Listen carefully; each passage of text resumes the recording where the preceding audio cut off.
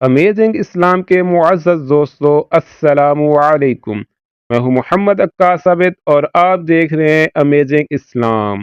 दोस्तों, आज की इस वीडियो में हम आपको नमरूद के बारे में मालूमात फराहम करेंगे कि कैसे उस बदबख्त इंसान ने खुदाई का दावा किया, कैसे वो लोगों पर जुल्म और सितम किया करता था। हज़रत इब्राहीम अलैहिस्सलाम और उसके दरमियान कौन सा मुकालमा हुआ और उस बदबख्त इंसान का आखिरकार क्या अंजाम हुआ। नमरूद बड़े तनतने का बादशाह था। सबसे पहले उसने अपने सर पर ताज शाही रखा और खुदाई का दावा किया। ये वाला तो जिना था और हरामी था, और इसकी माँ ने जिना करा लिया था, जिससे नमरूद पैदा हुआ था कि सल्तनत का कोई वारिस पैदा ना होगा तो बादशाहत ख़त्म हो जाएगी।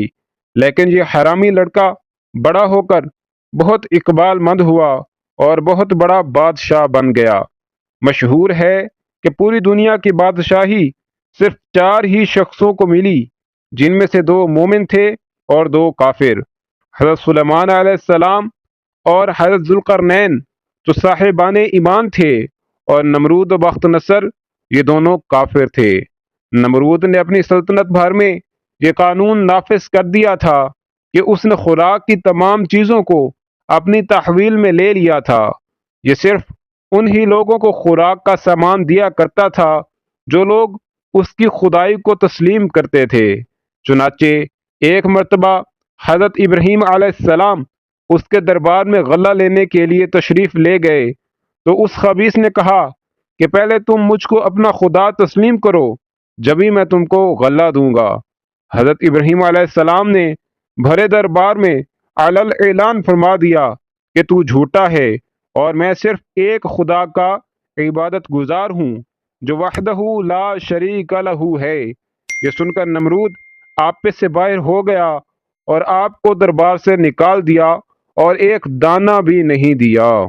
और आपके चंद मुत्तबईन जो मोमिन थे, भूख की शिद्दत से परेशान होकर जाँ बलब हो गए। उस वक्त आप एक थैला लेकर एक टीले के पास तशरीफ ले गए और थैले में रेत भरकर लाए और खुदावंद कुद्दूस से दुआ मांगी, तो वह रेत आटा बन गई और आपने उसको अपने मुत्तबईन को खिलाया और खुद भी खाया। फिर नमरूद की दुश्मनी इस हद तक बढ़ गई कि उसने आपको आग में डलवा दिया, मगर वो आग आप पर गुलजार बन गई और आप सलामती के साथ उस आग से बाहर निकल आए और अलल ऐलान नमरूद को झूठा कहकर खुदाए वहदहू ला शरीक लहू की तौहीद का चर्चा करने लगे।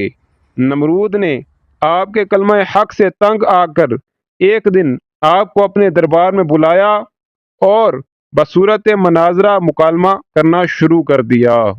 नमरूद, ए इब्राहिम, बताओ तुम्हारा रब कौन है जिसकी इबादत की तुम लोगों को दावत दे रहे हो। हजरत इब्राहिम अलैहिस्सलाम, ए नमरूद, मेरा रब वही है जो लोगों को जिलाता और मारता है। नमरूद, ये तो मैं भी कर सकता हूँ। चुनाचे उस वक्त उसने दो कैदियों को जेल खाना से दरबार में बुलवाया। एक को मौत की सजा हो चुकी थी और दूसरा रिहा हो चुका था। नमरूद ने फांसी पाने वाले को तो छोड़ दिया और बेकसूर को फांसी दे दी और बोला कि देख लो, जो मुर्दा था मैंने उसको जिला दिया और जो जिंदा था मैंने उसको मुर्दा कर दिया।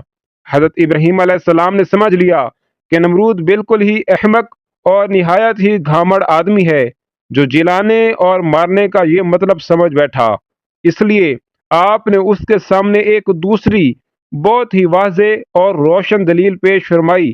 चुनाचे आपने इरशाद फरमाया, हजरत इब्राहीम अलैहिस्सलाम, ए नमरूद, मेरा रब वही है जो सूरज को मशरिक से निकालता है। अगर तू खुदा है तो एक दिन सूरज को मगरिब से निकाल दे। हजरत इब्राहीम अलैहिस्सलाम की ये दलील सुनकर नमरूद मबहूत व हैरान रह गया और कुछ भी ना बोल सका। इस तरह ये मुनाजरा ख़त्म हो गया और हज़रत इब्राहीम अलैहिस्सलाम इस मुनाजरा में फ़तहमंद होकर दरबार से बाहर तशरीफ़ लाए और तौहीद इलाही का वाज अलल ऐलान फरमाना शुरू कर दिया। नमरूद का अंजाम ये हुआ कि एक मच्छर नमरूद की नाक के रास्ते दिमाग में घुस गया और मगज खाना शुरू कर दिया। दर्द की शिद्दत से نمرود پاگل ہونے لگا اور اس نے اپنی تکلیف ختم کرنے کے لیے سر پر ڈنڈے لگوانا شروع کر دیے۔ خدا کی قدرت کہ جب سر پر ڈنڈا پڑتا تو مچھر کاٹنا چھوڑ دیتا اور جب ڈنڈا نہ پڑتا تو کاٹنا شروع کر دیتا۔ کیفیت یہ ہو چکی تھی کہ جو شخص نمرود کے سر پر زوردار چپت لگاتا وہ اس کا ہمدرد کہلاتا۔ یوں ڈنڈے پڑتے پڑتے اور چپت لگتے لگتے 400 سال گزر گئے اور نمرود بالآخر ذلیل و رسوا ہو کر مر گیا۔